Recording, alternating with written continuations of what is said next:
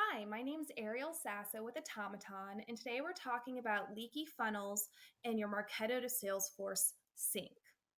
So, one issue that we run across with why leads are not being assigned to sales or getting to Salesforce is a bad sync between Marketo and Salesforce.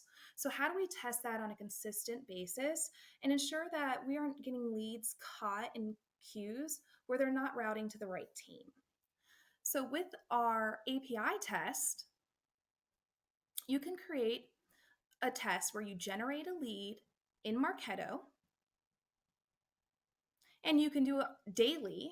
So every day you're testing that your sync is up and running, and you can delete your test data after passing to keep your database nice and clean. So we're going to fill in our required fields for our Marketo to Salesforce sync. And then we're going to test that the lead created in Marketo via API is showing up in Salesforce. And this way we can ensure that that Marketo to Salesforce sync is working and they're communicating together.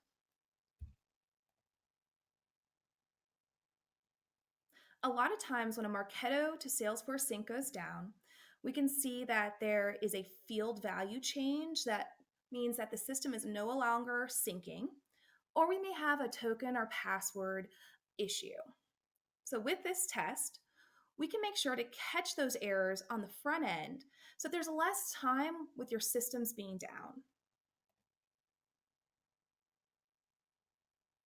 You can see that the tool is creating the lead in Marketo, and now it's validating if that email address was created in Salesforce. A really simple test to ensure that your marketing stack is operating correctly. You can see it's now deleting the test data.